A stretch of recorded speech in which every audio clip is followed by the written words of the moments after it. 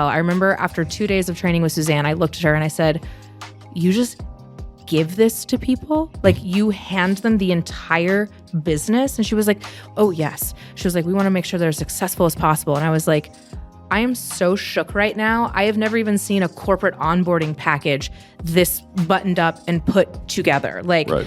I was like, so like on day 2, I just was like, they're never getting rid of me.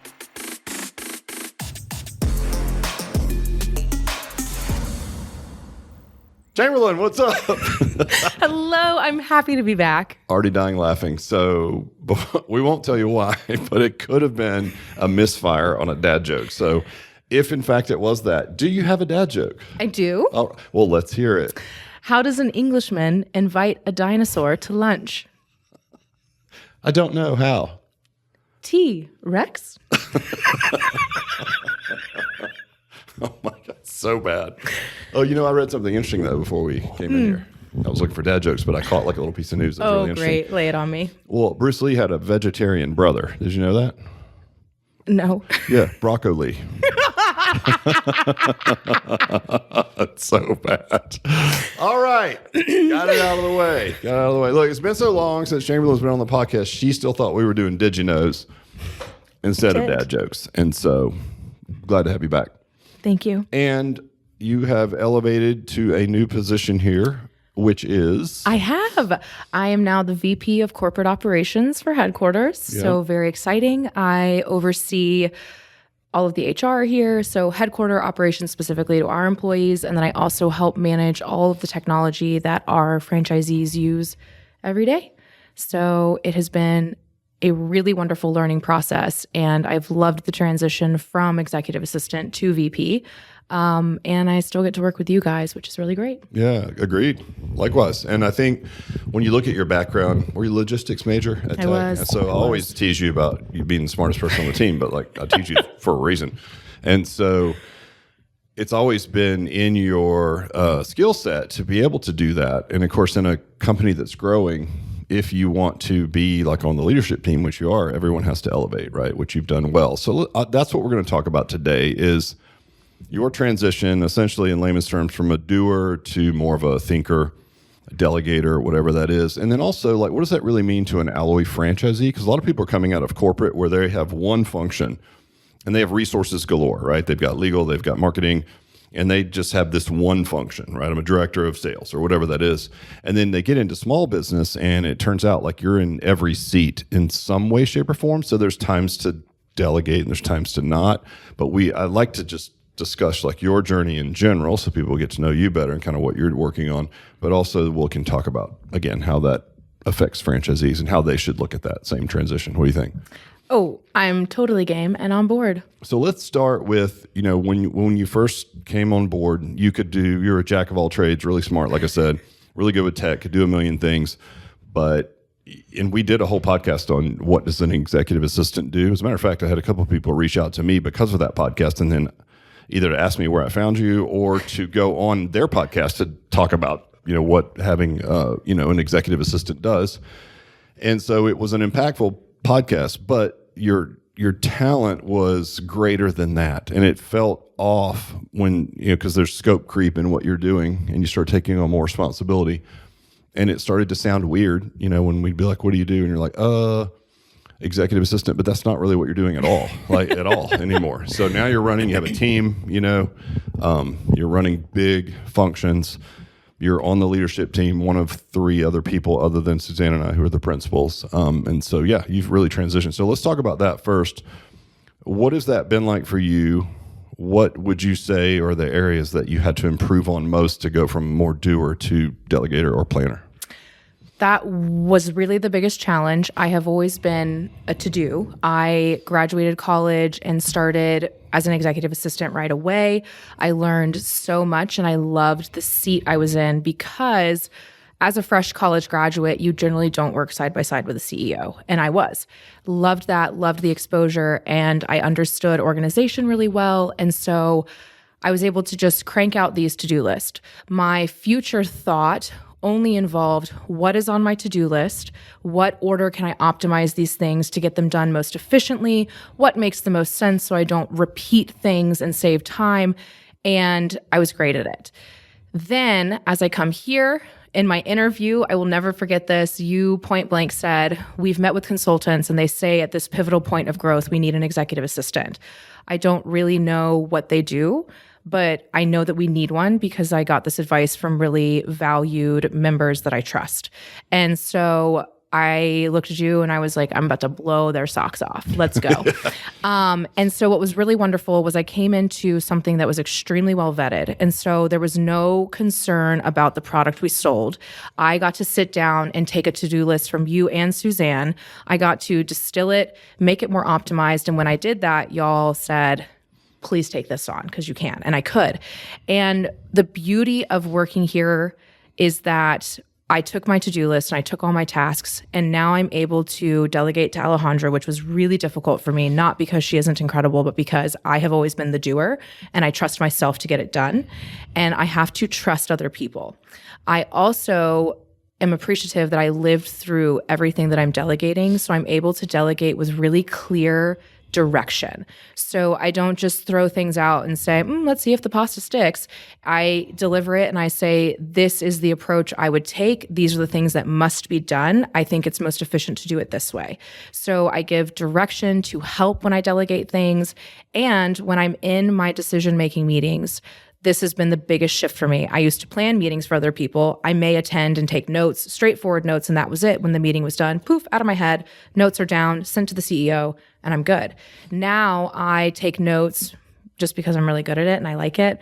But I'm able to read those after the meeting, think about what was said, and then actually envision the implementation of those things, which is something that I've never truly had to do. I've never had to envision what would happen if. In the big scale of what would happen if we change our CRM. I had to think through that for over a year when we were interviewing ABC, and I had to ask more questions than I've ever asked in my life, but it's because I was thinking about what would happen, how would this shift, like all these little minutia questions. So the beauty of living through it is I knew that information, and now I get to think about it and implement it if it makes sense. So the biggest transition was truly going from let me crank out this to-do list and like pat myself on the back and move on to let me prioritize my to-do list because I still have to do things. We have 12 employees here. And so I lean in many ways and am still the physical grunt work on some stuff. But there's other things where I've delegated and I have to sit and think through. So I was grocery shopping the other day and was thinking about a call I had with the CEO of Cycle Bar. And I just was replaying what she had said and how they implemented different things. And I was playing it through in my head. Would this location benefit from that? Would this type of location benefit? And so this is something I've never had to do before. So thinking about it and then remembering what I think about is also tricky for my brain. Mm-hmm. So I'm taking a lot more notes in random spots. When things just strike. So my 5-minute journal has now also become gratitude and daily thoughts. No, I love it. And I think, I'm not kidding when I say that you're incredibly smart. And, I think on our offsite, which we do 2 days every year for those of you guys that don't follow EOS, I think that was my challenge for you was like, hey, keep delegating. There are certain tasks, to your point, where we're all busy. And so there's things to be done, but it's more, tell me if I'm wrong, but it's more these are the things that you're responsible for, and then you have to go plan how to get those things done. And sometimes it's delegation, sometimes it's things you need to do, right? Mm-hmm. And so but you have to make that decision, and that's a big transition. Let me ask you, did you ever work in a bigger, like a corporate environment? So a lot of our franchisees are going from corporate to, then they're like, listen, I've worked for this company you've heard it, right? I've worked for this company 22 years. I'm not sure I'm doing any good in the world. I'd rather bet on myself. I'm going to go out here and give it a whirl, and a franchise mitigates the risk, and this franchise does good, on and on. But I think because I've only had this job, I'm unemployable, so I've never worked for anyone. But when you think about working at big corporate, you have a lot of resources, right? And it's not always like the most efficient thing, but like maybe you have one task, and then you have like tech support, and you have marketing, and you have legal, and you have HR, and you have all these departments that are working in silos, but they're also working together. When you become an Alloy franchisee, you live or die by your decisions. And for a lot of people, that it seems really simple for me because I would rather bet on me than someone else, right? But I think it's terrifying for a lot of people, and that transition is really hard.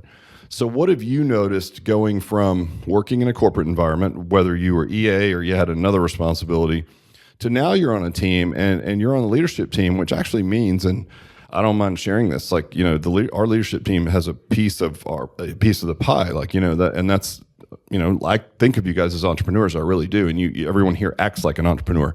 What has that transition been like for you? And is there anything in that transition you can offer up to franchisees? The transition immediately was very similar. I came in and you guys said, we need help here, here, and here. And that is what I had been in before. And then when I realized we need help here, here, and here, I didn't have those departments to go to. So as an EA to the CEO, I've never, let me just flaunt, I've never been less than an EA to a CEO. And so even when I spoke, people jumped, because I was representing the CEO. Right. And so the difference is I came in and there was, you look left, you look right, there's no one to tell to jump. So I was like, well, I guess how high can I jump in these Uggs? Let's go. And so I really had to learn how to do actually a bit more. I had always been a doer, but I had not needed to go as deep into certain areas because, I worked for a 400-person company. We had everything. Right. So it was more so, let me get with HR and get you that info. Let me get with finance and get you that info. And now I was like, let me log into the finance folders and read this info and get what I need. And so there was actually a big transition of coming in, and hindsight, I just thought, we'll get it there. But in reality, it's led me to be where I am today. And it helped me actually understand what I'm asking other people in our company to do, which I think is a huge thing in some of the CEOs I've supported. They didn't have that. They had come into that C-level position and had not physically, quote, lived through each role. Right. So they would ask things with certain timelines. And I'm sitting there thinking, you're off your rocker. It is physically It's like me and my impossible. Like, we could put a conference on for $12. What are you talking about? Yes. And so it's exactly like that. Exactly. And so the beauty is when you're coming out of corporate, you need to just take a quick second to realize you're going to pull on your big kid pants and you're going to put on your work boots, and you have to get knee deep in it. You don't need to be a personal training perfectionist. If you're coming out of corporate, that means you do understand technology and business and how things should flow. You just may not fully understand your core product to personal training, but that's okay. That's why you hire a head trainer. So really, coming out of corporate, I was very accustomed to shooting an email here or there and getting an answer, putting that answer together in a pretty deliverable package to the CEO. When I came here, there was a lot more doing, which was actually really fun because I felt that I was growing and actually learning more. And then when I came into this leadership role, I feel very confident when I ask people to do things, and I feel very confident in the timelines I give them because I know that they're achievable. So it's actually fun to hold my team accountable because they can do the work that's been prescribed because I understand it. So if you purchase Alloy and you don't pay attention and you don't know what's going on and you don't lean in on those coaching calls and you don't read our 500-page manual, you're missing a core component, and you will expect your employees to do something that we here know that they can do, but they can do it when they have the proper leadership and guidance and support and help. And so I think that's the biggest thing when you're coming out of corporate. Recognize that you, even if your corporate office only had 25 people, that's still 22 more than the 3 employees you'll hire. And so you have to recognize that you're putting on the work boots, and it's really the idea of getting knee deep in dirt isn't always exciting. But if you've never written out a to-do list and you've never physically crossed those items off your to-do list, I don't think you truly know joy. Like, I make a little Post-it every night and I put it on my laptop of the things that I must hit the next morning. My ADH brain will forget. And there is nothing more thrilling than by 11 a.m. having everything on that Post-it crossed off. And I'm like, oh my God, yes. Like, it feels good. You can physically see yourself moving in the right direction. So don't be afraid of leaning in and doing it. Gamify it. Make to-do lists are thrilling to me. Apple has wonderful check-off to-do lists that are, color-coded and all of these wild things. You have a remarkable tablet, which was not expensive at all. There are ways to make those things fun. Don't get caught up in your organization, but give yourself little tiny goals of staying organized, staying on top of it. And once you actually know it, you'll be able to delegate it to employees with attainable, responsible timelines and some extra direction and be like, hey, the corporate directions are right here, but I've found, specifically for us, here's another set of directions that will maybe more direct for you. Specifically like stocking your fridge or something. Like we don't have exact directions on that. So you'll need to give that to your employees. And if you've lived it, you can give it to them and be like, oh, also expect this to arrive in 72 hours. If you've never done it before and be like, why isn't it here in 24 hours? And your employee feels overwhelmed. And it's like, oh, why are you yelling at me? I literally cannot control when this truck comes. 72 hours seems so normal. Am I wrong? No, but you as the owner have never lived through that before, and you don't actually know how the process works. I think from where I sit, and I don't want this to skew negative because it's not. It's just an interesting observation that when you've got that person and the expectations are not exactly what the reality is going to be, there's like a panic where I have this visual of they're like standing on this rock looking around, and it's like, where is my help? Like, right. And they're looking for something, and they'll grab on to us, which is great, but we've already built you a really nice bicycle. It's time to pedal, right? There's nothing else to do but pedal. Some of that means learn to make the sausage. I don't expect you to go in service revenue. Our top third of franchisees, none of them except for one are from the fitness industry at all, right? They're people that aren't, like, and I'm air quoting, if you are not watching, fitness people, and they still crush because they just run the play, but they're also willing to learn the thing. And if you're doing 5, 6, and we've got a lot of franchisees have sites on like 10, 20, who knows how many studios at some point, then you'll be able to hire as you scale, kind of like we are. As we grow, you grow. Now you build a team. You'll have more employees in the future. Everyone will. Everybody has a team, and we're all growing into these. And that means we have to grow as leaders. Well, if you've been good in corporate and you move into this entrepreneur, it's a different skill set, right? We always 100%. Say it's a self-help journey disguised as a business. I just got a nice message from one of our franchisees who's doing really well in their pre-sale, and they're like, hey, man, I just want to let you know, like, I really appreciate what you built for us. It's like, it's amazing to be part of it. And he's like, and you're right. It's like, because he came out of corporate. He's actually kept his day job. So he's still in corporate. And he's like, it's definitely a self-help journey because your stress resilience, your positive outlook, you're coaching other people, all of the downstream like emotions that you have, your team feels it because you're small. Absolutely. And there are things you actually have to do, and so standing there and looking around like, hey, where's marketing and where's compliance and where's, you are all of those right now. As you understand all of those functions, it's a simple business, but there's a lot of moving parts to any small business. Later down the road, then you can delegate. You get your 10th location, 6th location, you hire a regional. What does that person do? Well, they do what you used to do. But if you never did the thing, right? Right. Like in our system, you have a director, which, like, for the sake of this conversation, a manager, right? Just so everyone understands. And you have a couple of coaches, full-timer and maybe 1 or 2 part-timers, right? And so you can't rely on your director to do everything, right? It's like, hey, have you listened in on the sales calls, right? Because like it looks like you're getting good leads, but your throughput's not good. So there's one metric in our KPIs that's missing. So have you listened to those? And they're like, well, no, but that's what I hired them for. It's like, okay, yes, but now you are a leader, right? It's like now you have to lean in, and you might not know that function that well, but it's your business, so you need to learn the function. And then again, once you learn to make the sausage, then you can teach other people how to make the sausage. Absolutely. Or you're more effective, right, at doing it. So, but we do see it can be terrifying, right? But it's also very gratifying if you can overcome that fear, dig in, learn the thing, right? Overcome your own emotional obstacles. Like that's where the self-help journey disguised as a business term comes from. That's what it is at the end of the day.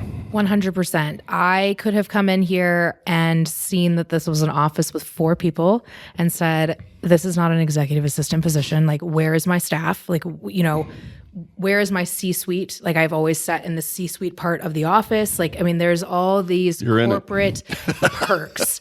And like, quote, none of those were here. And so it was a choice, though. I said, the product you're selling is incredible, and I would like to feel that I'm doing something beneficial for the world. I did take a career course at Tech, and they give you just this assessment, and it essentially said you should never be an entrepreneur. And I said, I'm good with that. I have no true vision of my own to start a business, but I can take yours and run with it. So that's what EAs do. Right. But I'm no longer chasing your acorns where you've sprouted them. I am now trying to plant my own acorns and grow them to help the treehouse that you're building. Right. And so I think when you take that step out of corporate, wake up every day and try to be excited about the fact that what you are building is your name. And you no longer have to hit this hamster wheel. Once you put in the work and you get this thing rolling, you can leave the hamster wheel. Right. But it does require you, because when you hire someone and you have the interview with them, it's like, hey, I'm going to be your owner. You are having a conversation of like, I need to know if you and I can work together, because you're giving the impression we're working together. And then when you hand everything off to them and you run away, it's like, wait, I thought we were working together. Well, and, and so you think about the psychology there too, and I'm not saying this is the case, but I'm just, as you're talking, I'm thinking like giving it to someone else and then sort of like saying, well, that's their job. Like you teach my director, you teach my employees, and I'm saying like them to corporate. And we have a lot of resources, but that's actually your business, right? So you have to teach. But and be a teammate. Think about it this way. You talk about the self-help journey, right? If you don't lean in and you never go full ham and try to like really learn it and go all in, and it doesn't work, you've got an easy out, right? Like I tried it. I mean, just my director just could never get a hold of it and blah, blah, blah. Yeah. But if you go all in, you know, it's kind of like you're telling yourself and the world, all right, like this is my time, right? I'm fully exposed. I'm going all in. I'll live or die by my performance and my decisions, which is terrifying, but I'm going to own that and I'm going to do it, as opposed to keeping it at bay just in case things don't work out. It's kind of like being in a relationship and not like going all in. Like going all in means the flip side of the coin, you could get destroyed by that person. Yeah. But if you don't go all in, you're never going to get the stuff, right? So if you keep it at bay and you're always like, meh, you know, and a lot of people do that, right? Then when it doesn't work out, you can be like, well, I knew it, right? Well, you didn't know it. You just never went all in, right? Yeah. So it's like very similar in business where you can run around things and it looks good, but you just never really dig in. And maybe if you don't dig in, you don't have to answer to yourself, right? And so maybe that's part of it, I think, psychologically for people. Yeah. I like answering to myself. Yeah. But like you think about your journey coming here, like, again, everyone on our leadership team, of course, you make us sound so like amateurish. Like you only had 2 people, but like, believe me, I've been in the business for 1,000,001 years, and we had resources for vendors for everything. Oh, yeah. So it wasn't like no. Yeah. But I know what you're saying. I used to come in, and I had 4 other executive team leads, and they had EAs, so I had a team of EAs, and I came in, and I was like, let's do this. Like, let's take what. Because like I said, I've been on teams where the product was new. So we were stressing about even selling the product on top of the back end, supporting the product and all these things. Like done. And the product was so buttoned up and so ready to sell. I remember after 2 days of training with Suzanne, I looked at her and I said, you just give this to people? Like you hand them the entire business? And she was like, oh yes. She was like, we want to make sure they're as successful as possible. And I was like, I am so shook right now. I have never even seen a corporate onboarding package this buttoned up and put together. Like I was like, so like on day 2, I just was like, they're never getting rid of me. And so it is everything that we needed to be there was there. And we only had 3 locations open, 15 sold. And you guys listened to the outside advisors saying you must ramp up. And that's what we did. And here we are 3 years later, and we have 12 full-time employees. And it's incredible. So just put on your work boots. I didn't have to do that. And the salary being offered was great, but it was pretty much flatline with what I had been. And I was like, is this just a linear transition? And for one 12-hour second, I was like, oh, maybe it is. It's going to be a lot of work. Day 2, I was like, oh, this is exciting. Well, like everything's some here. Autonomy, right, is nice. And you're a good problem solver. And like humans are made to solve problems. 1 month later, you guys were like, okay, cool. So you're ready to go? And I was like, sure. Yeah. And I hit the ground running. And when I had a thought or an idea, we talked about it as a team. And the best part is you and Suzanne would just sit there and say, this is a good idea. We explored something like that. We're not going to invest energy here right now. Or, oh my gosh, yes, run with that. Like, we need to explore this. We didn't even know that was feasible. Like, yes. And so the beautiful part is, while you understood exactly what was going on, and I've never been given a deadline that could not be met, which was a bane of my existence with a former job, actually, you guys were like, so what is the timeline? I was like, oh, I can get this done in like an hour. And you're like, really? And I'm like, sure. So it was really wonderful to be given that. So when you work with your teams, it's so important to put the work boots on, recognize where you can delegate, encourage your teammate, and also give them the power to make a decision. Don't cripple your team by making all the decisions. This is why operating with EOS, I think, is so important, because you're able to give them accountability, responsibility, but still know everything that's going on. Also, you're able to see like if there's a bandwidth issue. It's like, dude, you are handling 50 calls a day, so you can't do the organic part of walking next door to our lash bar next door. So I'll help you out. So I'm going to walk over there. This is a pre-sale. It's all hands on deck. As the owner of this facility, I'll walk over there and ask if their owner's available. If I'm hearing you right, and you own a business, you have to work at that business? Just for like a hot second. Get out of here. What is this? Blasphemy. But that's why I hired you. That's why I purchased a franchise. I don't want to I'm trying to push you out. But she's trying to put me out of compliance and get rid of me. I don't blame you. So it's one of those where I think shifting from being just the to-doer to being more of a thought leader and having a team below me is balancing that level of accountability, visibility, and understanding of like, I feel that my team can ask me anything, and they do Slack me. So I think I don't think that's one-sided. They, Alejandra and I have our check-ins, and she's like, oh, I love it. She's like, I love working here. And I'm like, great. If you ever don't, I need to know. I cannot lose you. And so having that conversation with them, but also if something doesn't go right, just being like, hey, this wasn't handled correctly. This is how I'd like it handled in the future. They know that you respect them. They know that you are helping educate them so that they have the power to do something in the future. Right. So that's also really important. But that's all been relatively new for you. Oh, yeah. Like this has been a big shift. Well, how for you moving from EA, where like, again, you had lists and you could delegate and, maybe a simpler like focus, right? To like broad. Yeah. Have you had to overcome any like fears or personality? Or have you, I still feel like I'm an imposter. I still feel imposter syndrome sometimes. Anytime you're growing, like you can, I read from, I'm friends with obviously a couple of folks and that are pretty popular on the internet. I don't be a name dropper, but they're super cool. And talked to one of them for a couple hours this weekend. Good people.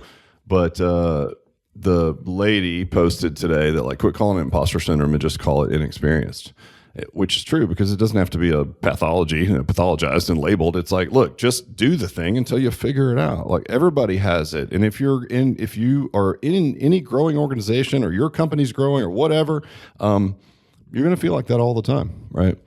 So you had to overcome that, right? Because you like to do a really good job. And so there's a little bit of that, right? It's like, I want this to be perfect. Edging off that perfectionism and recognizing like, this is good enough. That has been huge.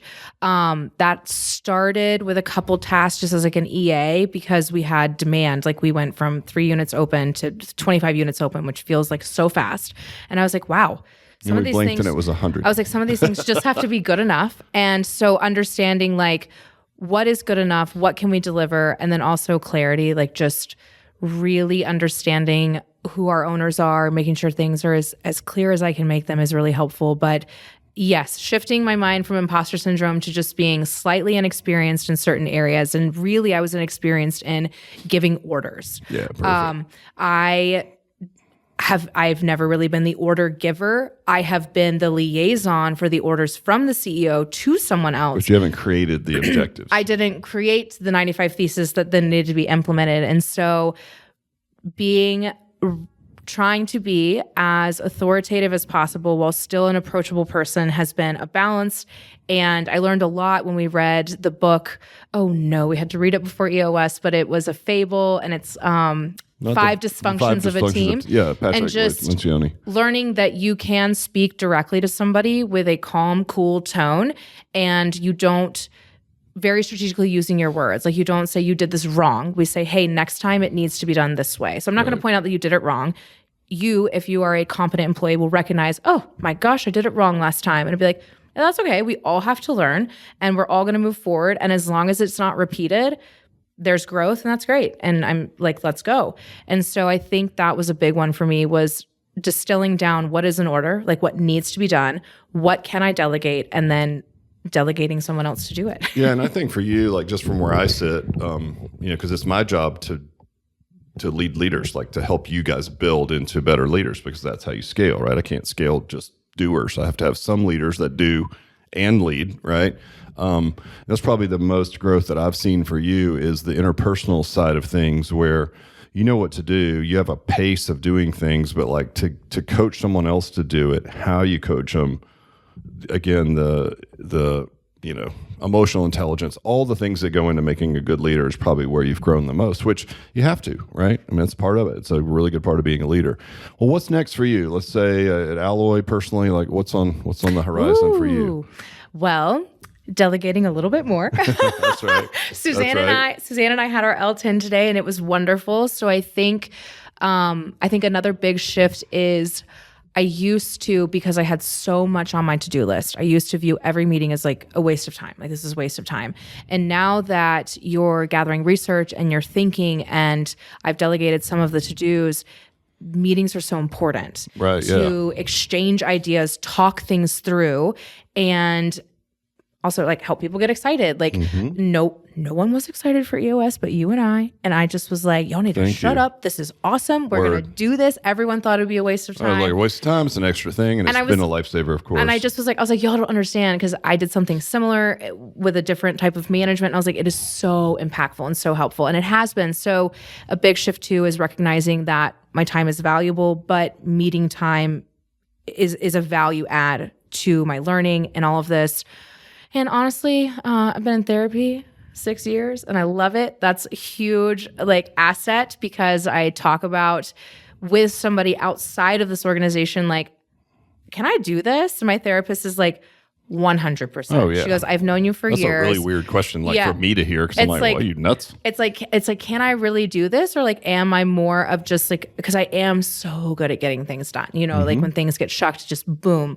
Like a machine gun. Rambo's my hero, and I'm machine gun with my activities. You can teach it, though. That's the thing. Well, that's the most growth I've seen for you. So props to you. Again, self-help journey disguised as a business, right? Like, you have to become a different person to earn the right. Like, I'm not saying through our company, but just quite literally in the universe, to earn the right to be in a position, to be on the leadership team, to participate in the actual company, like, having a piece of the company, all the things that come along with it. You have to fix yourself first, right? That's where you have to start. So well, props to you, because you've done it. So thanks. So anyway, just recap for any franchisees: if you're coming out of corporate, which a lot of people are, and you're moving into entrepreneurship or intrapreneurship, whatever that may be, you're going to have to learn some new skills. A lot of those are interpersonal, so it's going to be difficult, right? So you're both going to be a bit of a doer. You're going to need to identify where there's gaps, whether it's bandwidth or talent or whatever, and you're going to have to lean in those areas. And then, to your point, as you learn it over time and you get multiple studios open, because that's the goal of every single franchisee that we have, is some purchase multiples to start. I think our average is a 3-pack, but some people buy one and they're like, I'm just going to learn to make the sausage. I'm like, okay, your territories might be gone, but okay.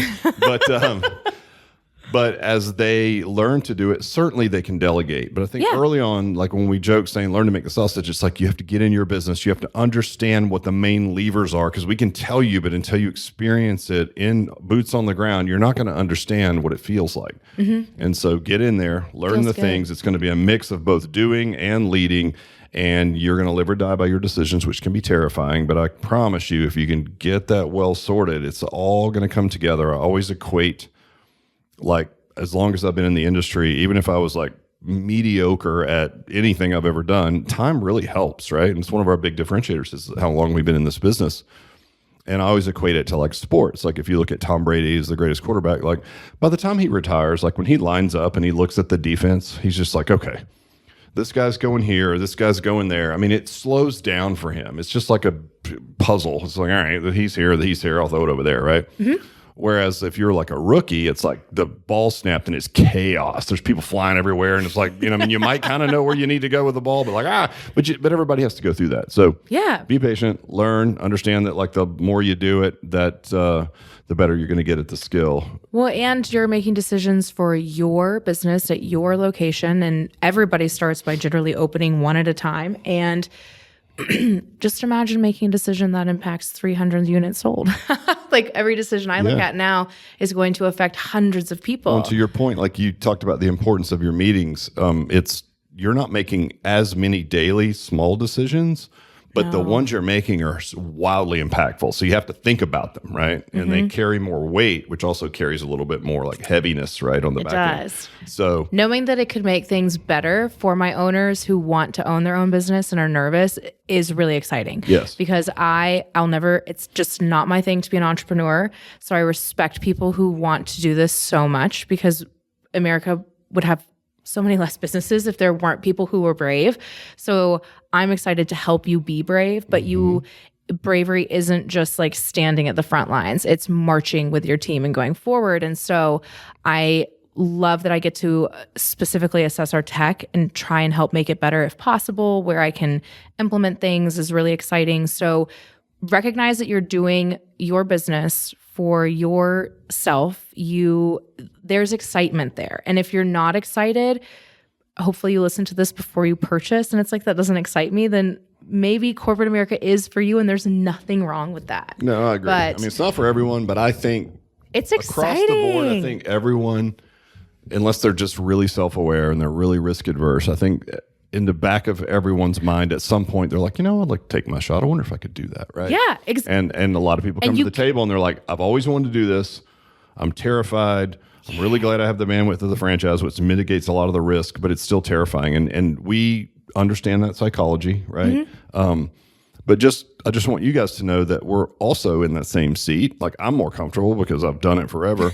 But if you take someone like Chamberlynn, who's been more of a doer and now she's moving into a leadership position, like everyone goes through it. So even corporate, as we grow, and we're going to continue to grow because we have to support the franchises and we got to stay disciplined to hiring on these triggers and all the things to keep people, in the right seats and make sure the seats are full. It's tough for everyone. It's tough for you. It's tough for Matt. It's tough for Jared. It's tough for Suzanne. It's not really hard for me, but I have that delusional entrepreneur brain where I'm like, it's for great. We're killing it. I'm not. I'm actually half like, that's this hour. Next hour, I'm like, we're going down in flames. This whole thing's going to itself. We're done.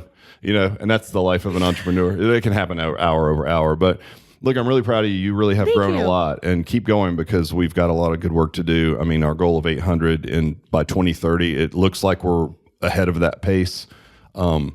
I think we're all going to be different people along this journey. We're going to have to grow personally. We'll be way more patient. Yeah, of course. We're going to learn a lot. And the psychology of that ideal Alloy franchisee who's coming from corporate and becoming an entrepreneur, we're going to continue to pour into that person, not just the thing, because the thing is well buttoned up, right? Here's the bike. It's built. It's perfect. Just pedal it. But pedaling it can be really hard if you've never ridden a bike. So it's like, we're going to learn more and more about how to teach people how to ride that bike, which just means like, hey, what do you need emotionally? And what do you need from a leadership standpoint from us? And those are the things that we'll continue to lean into. Oh yeah. I'm really excited. Jared, Matt, and I always laugh because you guys are worried like, oh my gosh, if leadership team were to leave, and we all look at each other and we're like, you fools, we're not going anywhere. Yeah. Well, not now. You'd be nuts to leave right now. That'd be a terrible decision. So it's very cool because when you have that team in place and you value each other and you hold each other accountable, they tend to stay. And so lean in, put your work boots on, know the pieces and parts so that you can help guide and be a teammate to the people you hire, and then you can step away. Yeah. You can be more of the thinker and still a doer when you have to be. So, when Alejandra's out of the office, it's like if something were to happen, I know how to do all of it. Right. She's allowed to go on vacation. Well, let's wrap up with this. Like, if you've heard the term, if you're looking at an Alloy franchise or you're a recent, Alloy franchisee, and you've ever heard the term semi-absentee, like semi means like there are things that you have to do, right? I hate that term because it indicates that like you can just be completely absent.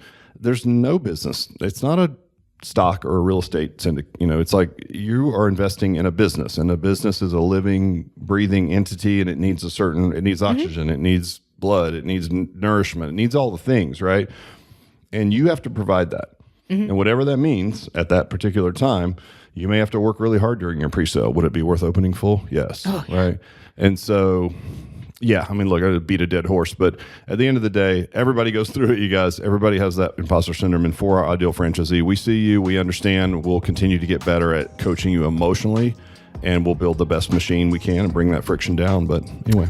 One of our niches is experience, so we're going to help the inexperienced with our experience. Oh, wow. Listen to that. Let's wrap it up on that profound statement. That's your Instagram short or your YouTube short right there. All right. Thank you. Thank you. All right, peace.